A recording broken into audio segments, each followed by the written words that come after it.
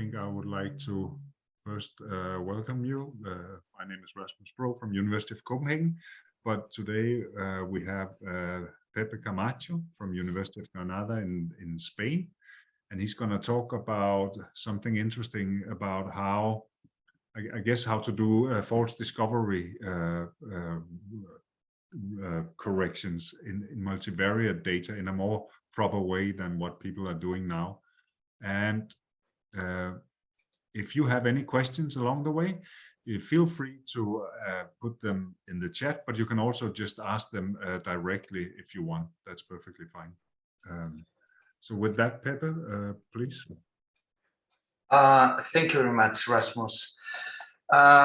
Okay, so in the next 45 minutes, we will be talking about VASCA, which is the short name of Variable Selection ANOVA Simultaneous Component Analysis, which is a new method some coworkers and myself have been working with in order to have an improved statistical inference tool for multi-omics data or omics data in general. Okay, let me see if I can make the presentation move. Yeah. Okay, this is the context we will be talking about. So imagine any type of experimental design in which you have a number of factors that may affect the response. And the response is a highly multivariate one in which you have many potential biomarkers. This could be genomics, transcriptomics, or any metabolomic, proteomic data set. And in general, we are dealing with complex experimental designs, for instance, a longitudinal design in which you have different points in time and you are measuring the response in all these different times. And then you probably have a phenotype you would like to investigate. So in the slide, what I'm showing is a situation in which we are treating one disease, maybe cancer, and we apply a treatment in 2 steps, and then some of the patients recover after this treatment, and for some others there is no such luck, so they don't recover fully, or they even don't respond to the treatment at all. And we would like to understand what is it that is happening, or if we can identify if there are biomarkers at the beginning of the experiment that will suggest that this is not the best treatment for a specific individual. You can think of this in clinical experiments or clinical studies, but also in other areas like ecology, for instance, in which this kind of experiments are used regularly in scientific research. So in any case, this is again the same example. This is kind of diagram of the experimental design, and you have a number of individuals that with one specific phenotype, other individuals with the contrary phenotype, and then we have a number of time points maybe. So when we deal with this type of data, as I was saying before, we would like to see if there are some specific, let's call them omic units, which can help us identify one phenotype, or is somehow we want to understand this relationship between omic units like genes or metabolites or proteins with the specific phenotype we are investigating. And typically what we do is that we collect the responses, so the omic units in this X matrix here, and we try to factorize the matrix in terms of the different factors in our experimental design. So for instance, here we have the phenotype, so responders versus non-responders to the treatment. Then we have the time factor with the 3 different time points. Then maybe we have the individual factor as well, and possibly we can also investigate the interaction between some of these factors. For instance, the interaction between the phenotype and the time. After we obtain this decomposition, then we can take sum of squares of each of these submatrices, and compute an F ratio that we compare with a new distribution. And with this, we can obtain p-values. And these p-values will help us identify those biomarkers that are statistically significant, significantly related to the response. So this is the general context we are going to be talking about. Now, our response can be very complicated. We are mostly interested on new technologies related to omics, from genomics to metabolomics, and well, maybe sometimes with multiple of these type of technologies combining the same experiment. And this is a context in which we want to relate these responses with some kind of phenotype that affects the health of an individual, or maybe some ecology question we are interested in. Okay, so if we look into the data structure, this is the kind of problem that I would like to solve. Here, each of the columns, this is matrix X, sorry. This is representing graphically what I have here represented by letter X. And each of these columns is what I called before an omic unit. It could represent the transcription factor of a gene, or it could be the quantification of a specific metabolite. Then we typically mean center this matrix, so we compute the mean and we subtract it from the matrix. And then we would like to decompose the matrix, as I said before, into the corresponding part, the corresponding variance for each of the factors I'm investigating, and possibly the interactions. The way to do this, or one of the most extended ways to do this, because there are different ways to do it, is to make to relate each of the experiments, which are represented by a single row in this matrix, with a coding that is connected to the factors. So for instance, if factor A has 2 levels, then I can use ones to identify the experiments that correspond to one of those levels, -1 to identify the other rows. And the same goes for factor B. And then if I want to investigate the interaction, then I just simply multiply these 2 columns. So 1 times 1 gets 1, 1 times -1 gets -1. And then this is kind of my input data. This is the responses that I have. And this is a coding that is kind of a standard for our experimental design. From this information, I can use least squares, what is typically referred to as general linear models, to obtain the B's in my decomposition here. So B is obtained from the least square solution using the coding system that I have in F, and my responses, my mean center responses, if you like.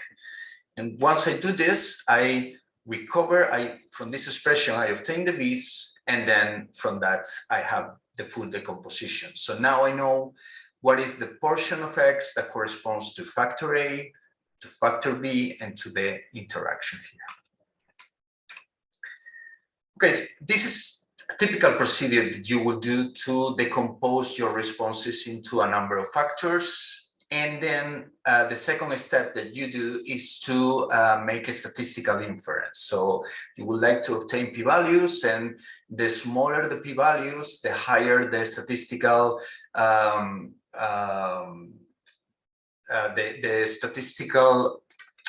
let's say, quantification of the possibility that this unit, this omic unit, is going to be significant for that experimental design. But there is a problem when you do that, and it's that the more columns you have here, the most tests you are doing. And when you do plenty of tests, there are a lot of false positives in the response, meaning that sometimes you think that you have statistical significant units when you really don't. It's just something that comes from a random process. So there are 2 solutions for that problem. One of those is the multiple testing correction, which are really popular in the bioinformatics area. And two methods that are really, really popular are the control process of the false discovery rate, which was proposed by Benjamini and Hochberg back in 1995. And it's really widespread in bioinformatics. And actually, many people say that the FDR is one of the drivers of the widespread of genomics in science. So you can see here that the number of references to this procedure is really, really high. And then there is another method that works on top of the FDR. It's a kind of improvement over it that is called the Q-value, made by historian Tim Siriani, the guys from Stanford, in 2003, and it's also very widespread.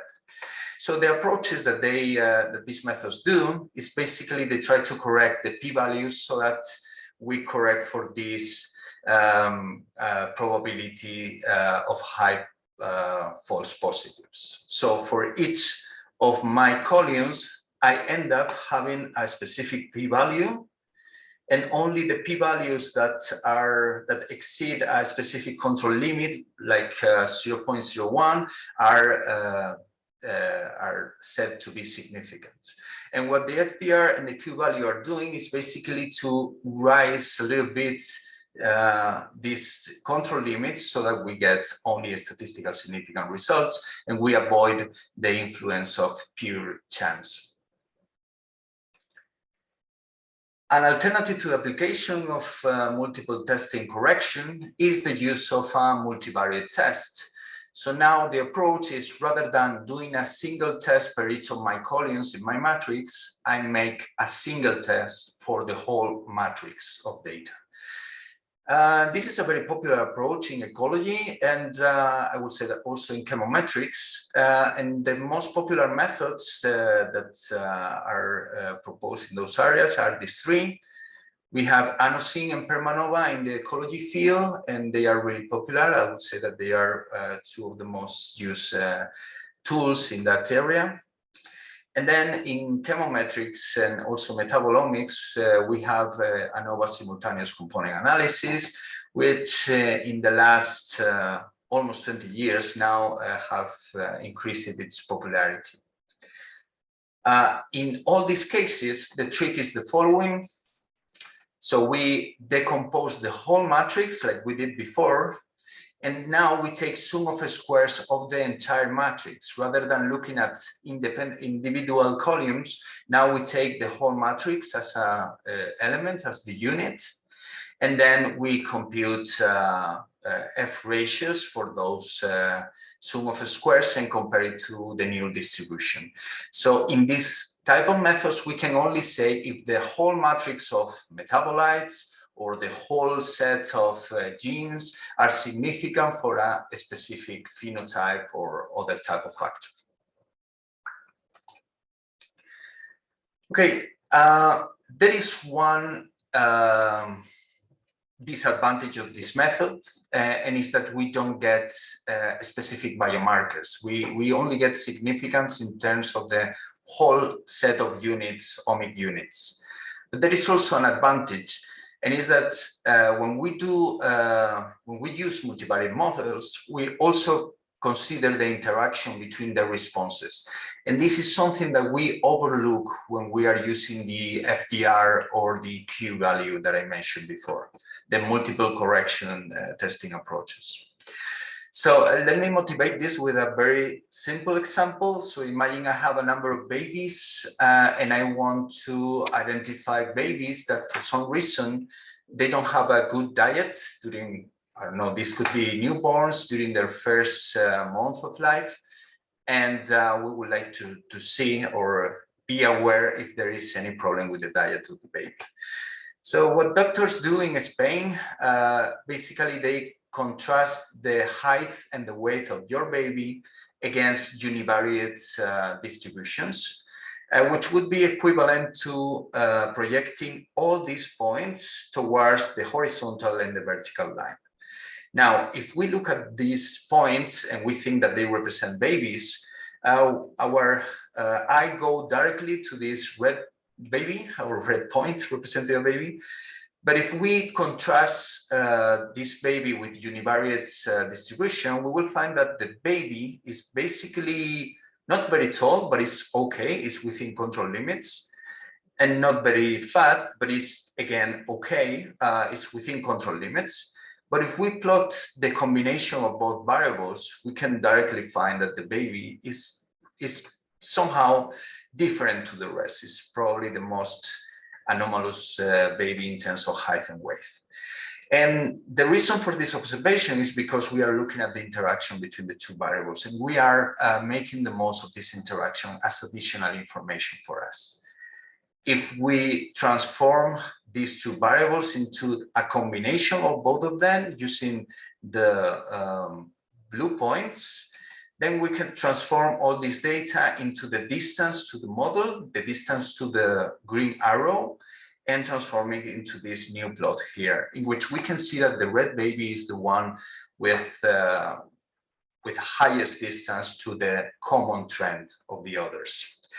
So this is what we do with multivariate statistics, and this type of additional information is what we get when we are using a multivariate approach.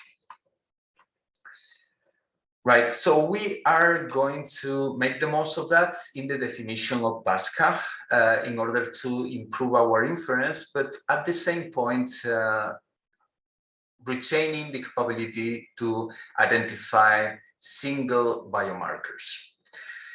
Why do we choose Pascal? Because before I was mentioning a number of different methods that are out there and it could be potential alternatives for us. Well, first, Pascal is taking into account the relationship between responses, and the FDR or the Q value is not doing so. So we prefer Pascal to that regard. It's also a multivariate extension of ANOVA, which allow us to obtain p-values without the need of doing multiple testing correction. And now I didn't mention this before, but every time you do multiple testing correction, you are somehow reducing the statistical power of your test. And that affects the amount of biomarkers of truly biomarkers that you can find in a specific data set in which you have a limited number of individuals. Then ASCA is also distribution free because it is based on permutation testing, like the other method I mentioned before called PermaNova. And that's very nice because in ANOVA many times we have the problem that we need to deal with non-normal data with alternative tests that are complicated to generalize to the case when you have several factors. So this notion of distributional free inference is very interesting for us. And finally, unlike ANOSYN and PermaNova, who also share the three first features, ASCA considers the raw data, so my individuals and my biomarkers, and not a transformation of that, which is what ANOSYN and PermaNova uses. So with ASCA, we can actually dig more in deep in my data, and actually I get a much more informative result. So in general, we prefer ASCA because of these four features that it has. Right, let me go to an ASCA example, and for what I'm going to show, I'm going to be using the Meta Toolbox, which is a open code software toolbox that we are developing in my research lab.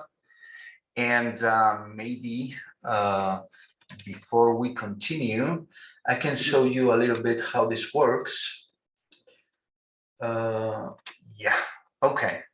So before that, the Meta Toolbox can be downloaded from the internet. This is in GitHub, but essentially, if you go to Google and put Meta Toolbox, the first link is going to take you here. So pretty easy.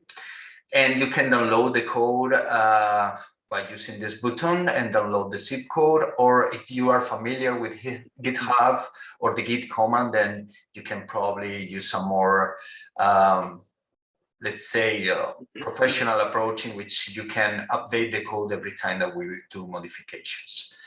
There is 5, this readme txt is going to explain you how to install it into your system, which is straightforward. The only thing that you need to take into account is that this is MATLAB software, which means that you either need to have MATLAB or Octave installed in your system.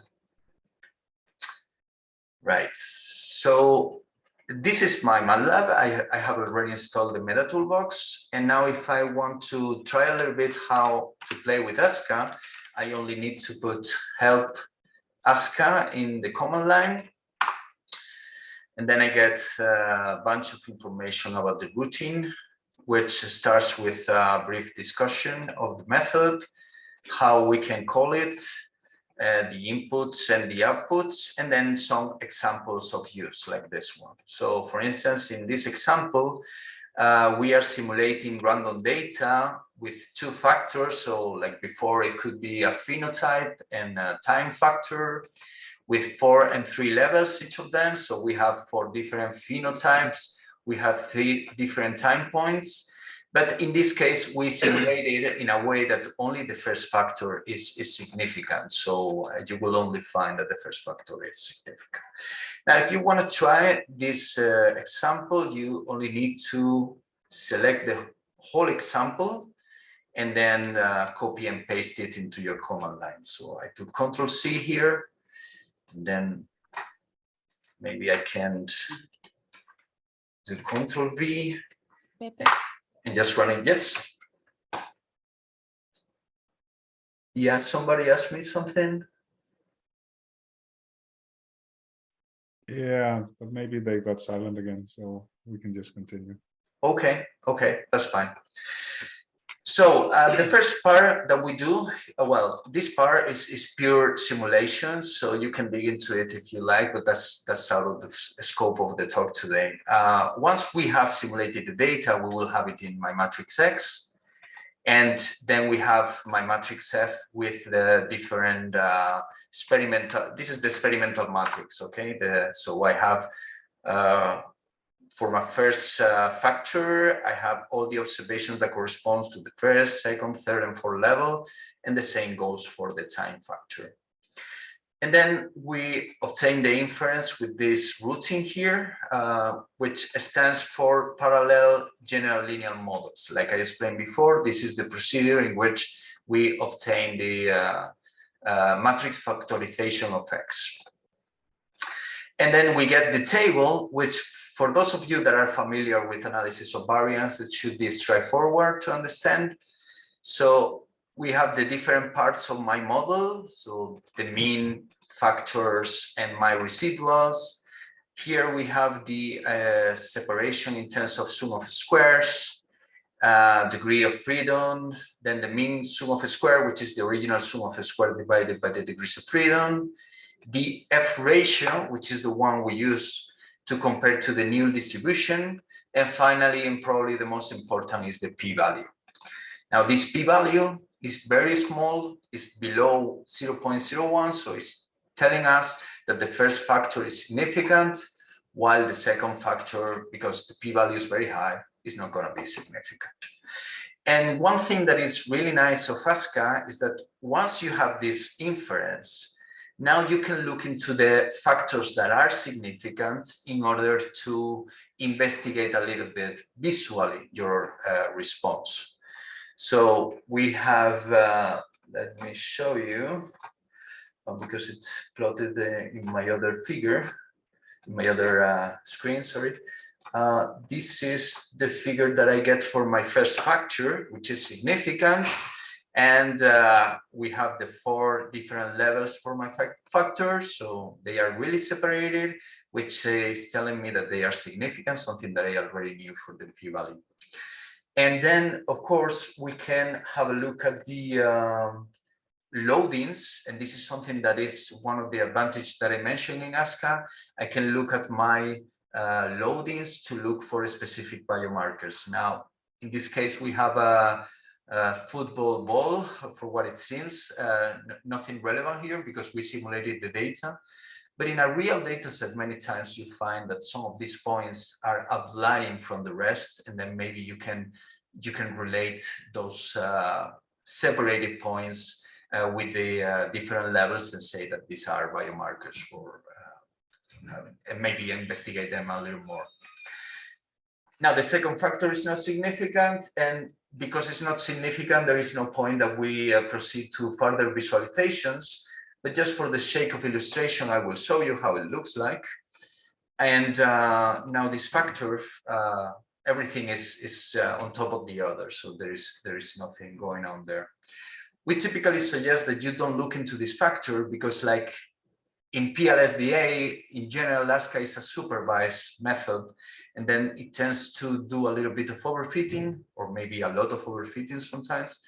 So you can see that the red points are a little bit biased towards the left, while the blue points are a little bit biased towards the right.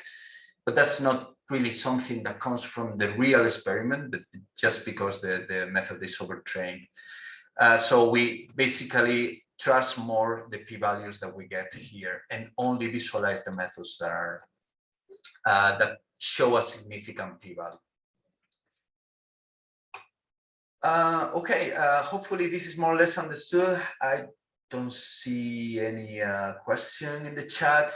Does anybody want to make a question? Should I continue? Okay. So I continue. And now what we are seeing in the slides is a real example, a real data set. And this is an ecology laboratory test in which we are assessing one medicine to solve or to treat a disease in a wheat plant. So we have this disease is connected to a fungus that is affecting the wheat. And in the experiment, we apply the medicine versus water. So water is my placebo in the experiment. And then we treat the plants for consecutive sampling points. So there is the factor of treatment, there is the factor of time, and then there is also the genotype, because we have variants, different variants of wheat in the experiment, because we want to know which of those is more robust against the disease and also maybe more responsive to the treatment. So this is my experimental design. I didn't say it, but the response is metabolomics. So we are in each of these experimental points, we are measuring the metabolomic response. And then this is the model that I apply. So basically we have a factor of time, a factor of traits, so different variants of wheat, and then a factor of treatment, water versus dawn. And now I get a question. Please, could you get back in your figures? I did not get it right. Why did you consider the result bias in that case? Right. Sorry for that. Maybe that's not very important, but you can see that when we apply ASCA, we do it in a two-step fashion. First, we compute a statistical inference in order to identify those factors that are statistically significant, okay? And then we apply the ASCA step, which is basically doing a PCA of each of the different submatrices that I got from the decomposition. So in this part, we compute the decomposition with general linear models, and we do permutation testing to obtain the p-values, so statistical inference. And once we know which factors are significant, we analyze each of them separately with PCA in order to identify what levels are separated from the rest and which biomarkers are potentially connected to those, okay? So I was saying before that because my first factor has a p-value below 0.01, we deem it as a significant factor, and then we proceed with the PCA analysis of that factor. But in the second case, the factor is not significant, and then it means that we stop at this point. We don't investigate this factor anymore. I just shown the result of what you will have if you continue by investigating this factor with PCA. But this is something that you shouldn't do in general. Okay, so if the factor is not significant, then you don't do the PCA analysis. Hopefully this is clearer now.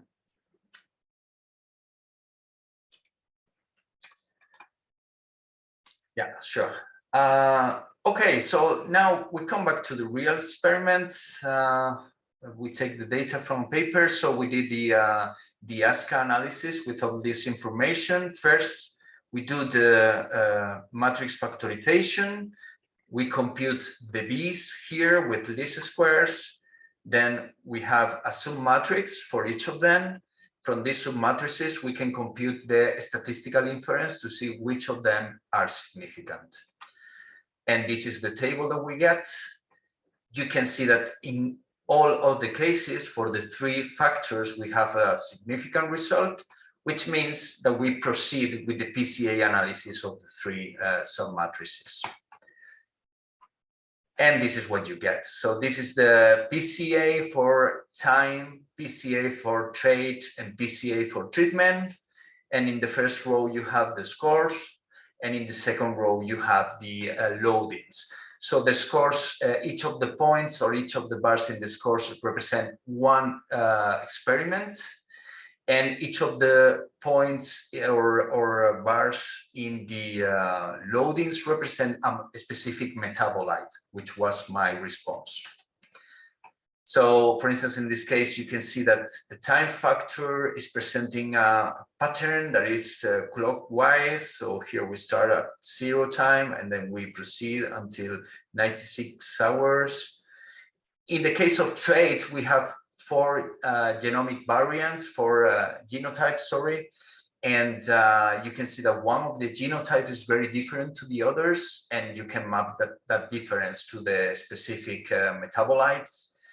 And finally, you can see the difference between the application of the medicine in red color and the placebo or water in blue color.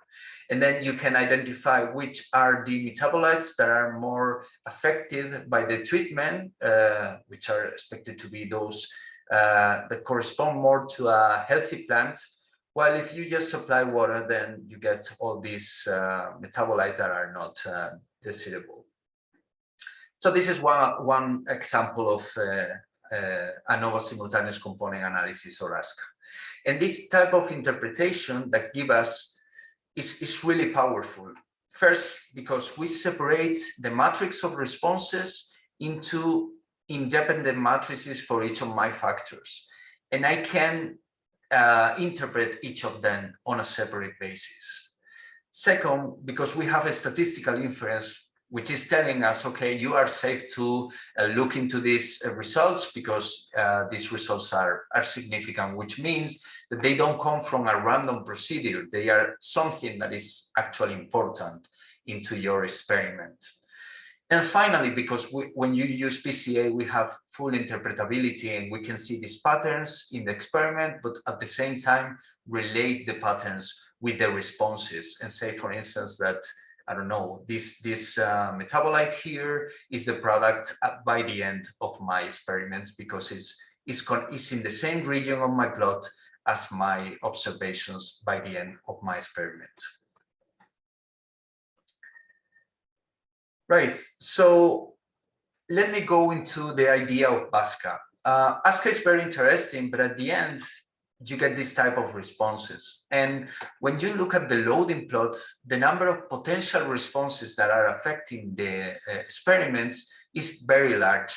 So for instance, if we focus on this part of the experiment, by the end of the experiment, there are a bunch of metabolites which are here. And it's not pretty clear if all of them are relevant or only a subset of the responses that we see here. So there is an interest on performing a variable selection, a column selection in my data to identify those, in this case, metabolites that are the most relevant for my in my experiment. And this is the reason why we developed VASCA. VASCA stands for Variable Selection ASCA. And we say that it's the best of both worlds, first because it's cool to say, something cool to say. And second, because we are combining the idea of FASCA together with the idea of multiple correction testing of the FDR and the Q value somehow. So in green color, you get the difference when you apply FASCA in comparison to a regular ASCA.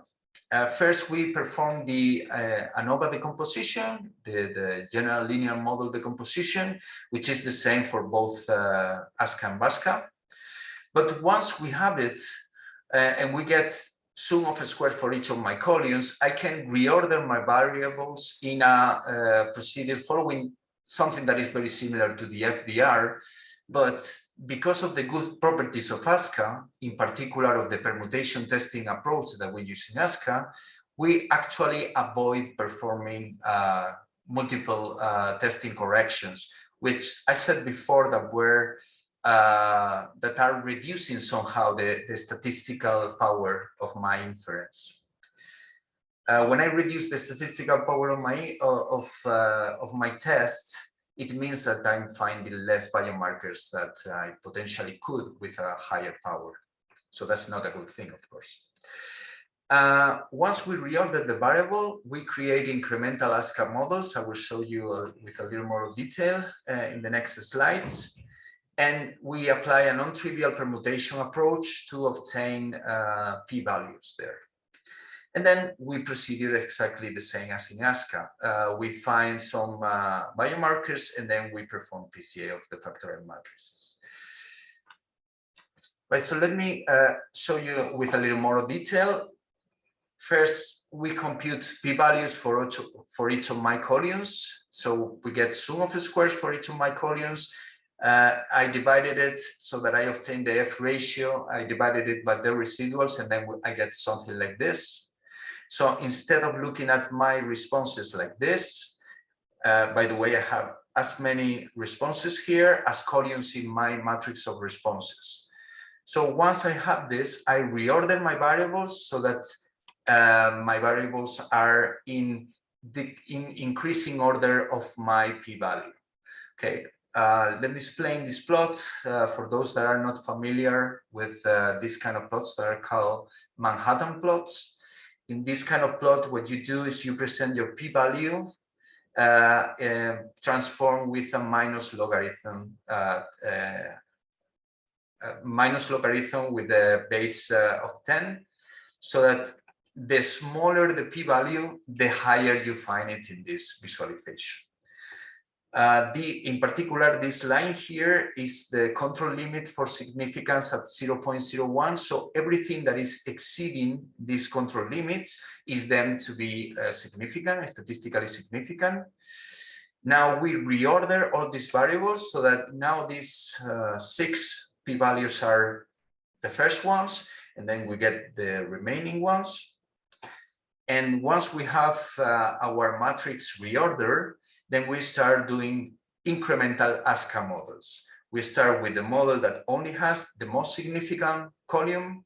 Then we continue with the model with the first 2 columns, then continue with the model with the 3, and so on until we get the complete model, which is our original ASCA model.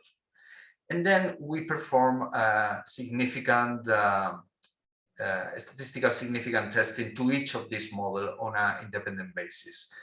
The details of how we do that are in the paper. I will show later a link to the paper, so if you want to look into it. But basically the trick is that every time that we do a permutation, we do exactly the same thing.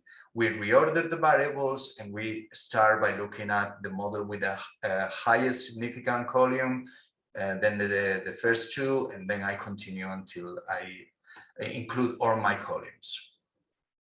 So at the end of this step, what I get is a new value for each of the p-values, and all the models that are on top of my control limits are deemed to be significant. And the good part of this, as opposed to what we get in the FDR or the Q value, is that we don't get such a number of false positives if we don't apply multiple correction. I will discuss this later. So once we have done this, we can select the model with the highest number of variables included that is significant, and then we visualize the result exactly the same as we will do in ASCA model. So this is a BASCA model because we took the original, in this case, 400 variables. We selected the first 12 variables because all of them were significant, and then we visualized the result. And often what we see when we are applying BASCA is that even if my model of 12 variables is deemed to be significant, when we look at the loading plot, sometimes there are a subset of variables that are more significant than the rest. So probably this, in this case, these 3 variables are much more relevant than the other ones. And you can see that I had 2 levels in my factor, and that my model is clearly separating these 2 levels. Okay, let me clear my screen and go back to the MATLAB. And if you want to apply BASCA, the only thing now you need to do is to type help BASCA. And like before, you have a description of the method, inputs, outputs, and an example. And then you can go to the example and get familiar to how the analysis is being performed. So here I'm simulating a data set, again, with a subset of variables that are significant. So my ANOVA-like table is telling me that the only factor that I simulate is significant. And then I get my loadings and my scores, okay? So in a real experiment, this could be individuals for you. Maybe red guys are suffering a disease and the blue guys are healthy people. And then you want to investigate which metabolites are differential for these 2 groups. And then you can find that the most differential biomarkers here are these 3. But if we apply BASCA to this specific model, we will probably find that there are no statistically significant results, okay? So for instance, let me do it. In this case, I will use the approach of ASCA. So this is a single ASCA, and now there is no significance. And the reason for this is because ASCA is not so statistically powerful to determine that there are a very small subset of biomarkers.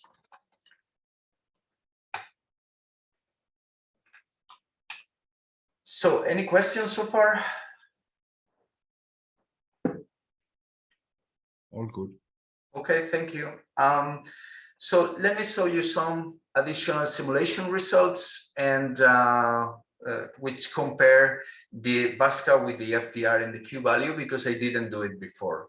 Now, FDR and Q-value are the 2 methods that I mentioned before, that they are really popular in the bioinformatics area, and they are based on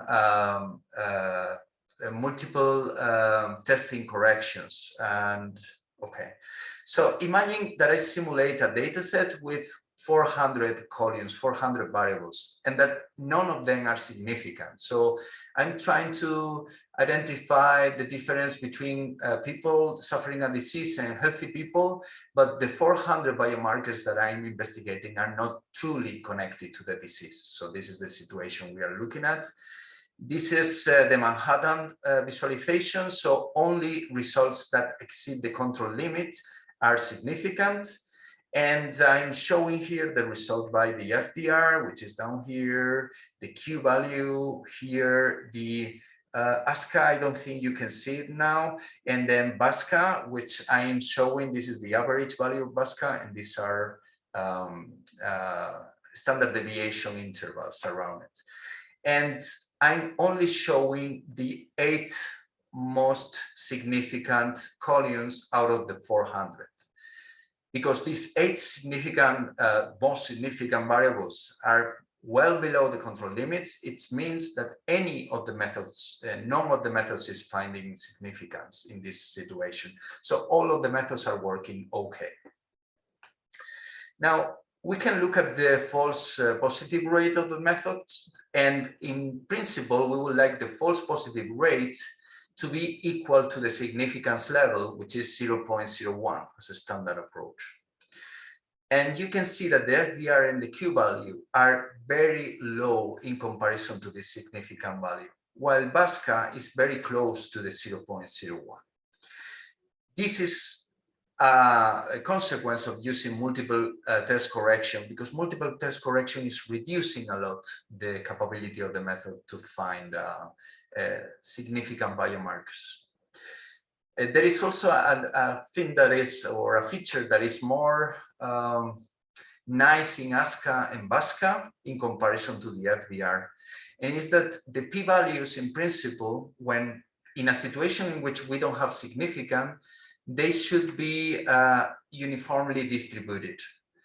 And in this plot, we can see that the blue dots here is what I obtained from the simulation, and they are distributed as a line in this plot, which is actually showing the uniform distribution of the p-values. So ASCA and BASCA obtain p-values that are that have despective behavior when our data is not significant at all. When we look at the FDR, we have this kind of artifacts because of the correction. So we only get this uniform distribution at the beginning, but then most of the FDR is inflated, and this inflated behavior is actually what is connected to this very low amount of false positive rate. If we simulate 4 significant values out of the 400 or 10 significant values, what we get is this profile. And now you can see that on average terms, the FDR and the Q value do not find significance even in the most significant variable. ASCA is also well below the control limits, but BASCA is on top of those methods, which is showing that it has better statistical power. So the higher we get the method, provided that it behaves well in front of non-significant variables, then the higher we find the method, the better. And we can see in both plots that this is the case. Now there is a side effect that is not that nice, and is that when some of my variables are significant, the number of false positive, the false positive rate is higher than expected. This means that BASCA will not find significant biomarkers when there are none, okay, in principle, according to the new distribution. But if you find some biomarkers, then you are more likely to find more of those. So instead of finding 10 biomarkers, maybe you will find 20, because the 10 first ones are influencing the other 10, and they seem to be all of them biomarkers that are relevant. Now, this is something that you can then visualize in PCA and find that some biomarkers are more relevant than others. For instance, this was the case here, right? There were 3 important biomarkers and the rest are not really important, but you can tell this difference when looking at the loading plot. We also played a little bit with a method that is called Bootstrap, that probably many of you are familiar with. And when you apply Bootstrap, you can get these intervals in the loading plot. And if the intervals don't cross 0, then that means that the loading plot, the loading is significant, is stable. But if you get something like this, then it means that these 3 come from a random process, if you like. So even if my BASCA is telling me in this example that I have 6 significant biomarkers, with Bootstrap, I identify that only 3 out of the 6 are significant. Now, you may ask yourself, why then use BASCA if you are identifying more biomarkers than you should? Well, the response to that is because if you use the FDR in this example, you will get a single significant biomarker. So if you use the most standard tool, which is the FDR, to analyze this data, then you get 0 biomarkers. If you use BASCA, then you get 6. But then when you visualize with PCA the result, you can tell, okay, only 3 out of these 6 are important. So actually you get a very cool pipeline in which you can identify a number of potential biomarkers that then you can post-process and identify a subgroup of them that are really relevant for you. And of course, then you will need to validate them, because this is something that you always need to do, no matter if you apply BASCA or any other method. Okay, this is more simulation, but just to show how BASCA with Bootstrap is working. In the case of the new experiment, we still don't select any biomarker. In the case of force significant, they both more or less work the same. But then when we have more significant biomarkers, what we get with Bootstrap is a reduction of the false positive rate. But you can see that it's not perfect. And this is something we need to work in the future to improve this response. And to end with this presentation, just let me bring a real experiment with BASCA. This was, we analyzed metabolomics to assess the recovery of breast cancer after treatment. So we identify a number of individuals that are fully recovering and a number of individuals that sadly weren't fully recovering using after one treatment. This is the model that we propose. So phenotype plus factor time plus factor patient, and then the interaction between phenotype and time. And if we look into ASCA, we get that only factor 2 and factor 3 are significant. And this would be the time and the patient, okay? But not the treatment. So somehow, sorry, not the phenotype. So somehow ASCA is telling us that the metabolomics response, what we have obtained from a metabolomics analysis, is not capable to telling us when a patient is going to be recovered with this specific treatment, which is not nice because we would like to use metabolomics to assess whether this treatment is good for a person or not. Right, so this is how it looks for factor 2, how it looks for factor 3, but again, the most interesting factor for us will be factor 1, and we don't get significance. If we apply BASCA, we get this plot. And what we did in this plot, this is again a Manhattan plot. This is the control limit, okay? And these are the omic features. So this goes from the most relevant feature up to the complete set of 400 features into BASCA. And you can see that for all the different models, from the model with one single biomarker to the model with 400 biomarkers, in all of them, factor time and factor person are above the control limit, which means that they are significant in all the cases. As a matter of fact, this last point for 400 variables, BASCA and ASCA are exactly the same model. But then if you look at the phenotype, responder versus non-responder, you can see that for the first, let's say 100 features, the phenotype is actually significant. And we can find a subset of biomarkers that can inform us about the potential phenotype of one person, which would be great if we can validate, because of course, will give us a good indication of when the treatment is going to be working for that person. And that's extremely important because part of this treatment is surgery. And of course, surgery is really dramatic for the patient. And also there is chemotherapy, which is also very strong for the health of the patient. So we would really like to know in advance when the treatment is going to work. Now, if we get the BASCA model for the first 100 metabolites, then we get that everything is significant, and we can get a good visualization of the difference between those guys that were recovering from the treatment and those that weren't. And we can link that to some potential biomarkers that we found in the matrix.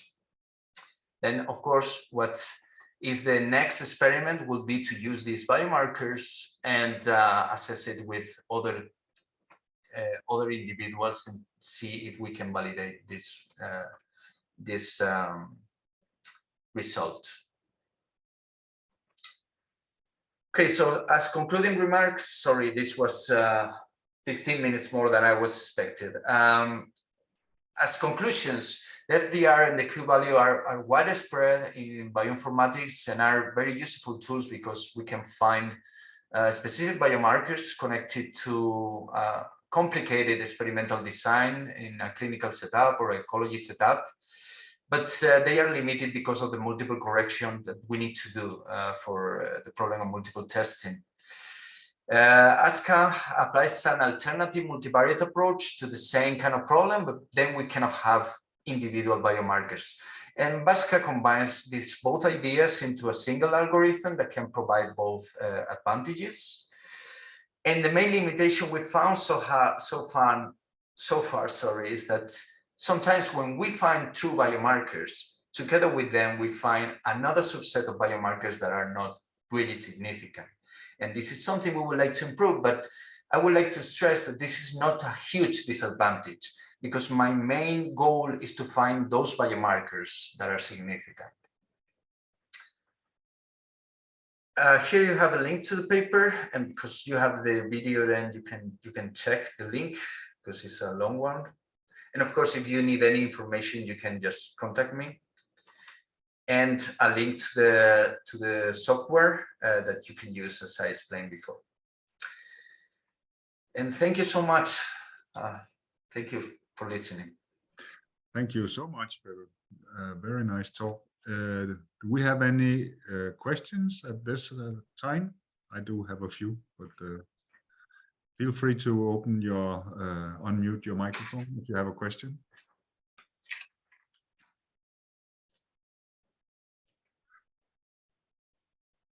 There's a question in the chat. Yeah, okay, thank you so much. Does BASCA increase the false positive rate type 1 error? So what I tried to explain before is that if you don't have significant biomarkers, BASCA is not gonna show you fake biomarkers. Well, it will follow the null distribution. So our null distribution is very well representing the significant level of the test. So basically this means that because we are using a control limit of 0.01 in my p-value, then 1% of the results that seem to be significant are not going to be significant, are just null. And this is like this in any inferential test that you may use. Now, we don't increase more than that. And the trick is the permutation testing that we do in our algorithm that I didn't explain in detail because it's rather technical. But in principle, we don't increase the false discovery rate. There is a moment in which we do increase it, as I explained before, and it's if we have a subset of significant biomarkers, let's say that we have 10 true significant biomarkers, then your BASCA model is going to find that matrices with maybe 20 biomarkers are still significant. And the reason for this is because ASCA is looking at the whole matrix, and BASCA inherits this. So my 20 variables seem to be significant because 10 of them are really significant.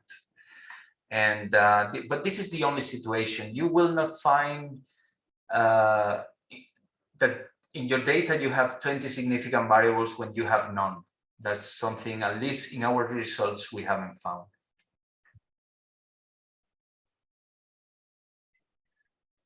Thank you. So Pepe, can I ask you, if I understood correctly, you keep selecting variables as long as there's significance? The variable selection, you keep adding until you lose significance, so to speak, right? Actually, we do the whole set of possibilities. So if I have 400 variables, I check significance for all of the submatrices in the order that we have from the beginning. So this means that I have 400 matrices. And then you can apply the, let's say, the rule that you prefer, because there are some people that maintain significance until the biggest matrix that shows significance, or maybe you would like to take the smallest matrix that shows significance. So that's a rule that you can apply later on. Right.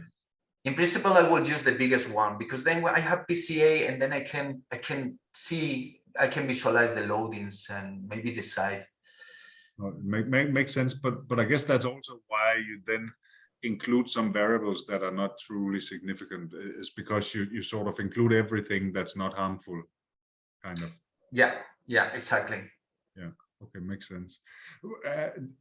Would it make sense to use the maximum significance, so to speak, or minimum, but I mean the model that shows most significance? Would that be? It could, yeah, I think so. But then, of course, it happens like in all these kind of experiments, your sample size matters. Yeah. Your sample size is a hard limitation for what you may find, even in a situation that the factor is really important. If you don't have enough sample size, maybe you will not find those biomarkers. So it might be the case that even if you lose a little bit of p-value, if you like, you are still adding some biomarkers that might be informative. Yeah, sure. Yeah. But, I mean, the examples you give, everything is extremely convincing. But what's the worst thing about VASCA? Well, to me, the first thing would be the inclusion of new biomarkers that may not be significant together with the others. But really, no, yeah. To be honest, I don't think that's a very important problem, because of the workflow that we use. And then you can include all them in the future validation, and I don't think that's going to be a problem. No. What is a problem for VASCA is that we need to work a lot, technically speaking, but this holds also for ASCA. What happens with when you don't have a perfect balanced experimental design? What happens if you have random factors? We are trying to deal with all this, but technically speaking, sometimes it's very hard to take some solutions that are working fine in ANOVA into the multivariate setup. Yeah. But yeah, that would be the main technical challenge, I would say. Right. Keshav asked, do you plan to integrate this in PLS Toolbox? Sorry? Do you plan to integrate this in PLS Toolbox? I would love to integrate it. Yeah. We have to talk to the eigenvector guys then. Awesome. And then there's another question, the last one. The way for VASCA to select variables is similar to PLSDA and BIP. What's the difference between them? Okay, that's a very good one. We actually found in our paper, you can have a look at it, because we found that VASCA was very much connected in performance to sparse PLSDA. Because we were doing variable selection. So that's exactly what you are asking, right? The sparse PLS is just one method to do variable selection, and there are many others, of course. Now, there is one, to me at least, there is an honest advantage that I see in ASCA that I don't see in PLSDA. In PLSDA, you are limited by the amount of things you can put into the Y matrix. And typically this will allow you to do one factor, and unless you have orthogonality between the factors. But in ASCA, you don't have that problem, and it's much easier to interpret. Now, maybe one thing, coming back to the question of Rasmus, that might be tricky, is that in this type of analysis, we are assuming a linear region for my data. So somehow I'm assuming that because my factors are orthogonal, its response can be interpreted on a separate basis. And I'm concerned what will happen if we make our experimental design so wide that the response is not moving in a linear fashion. But again, in comparison to PLS, to be honest, I'm really motivated by the use of ASCA, especially in the clinical setup in which we have so many factors that may be affecting the response, and PLS is so tricky sometimes to understand and interpret. This kind of the same, the way of selecting it is just one method. Actually, there could be 1,000 BASCAs with different approaches to do the variable selection trick.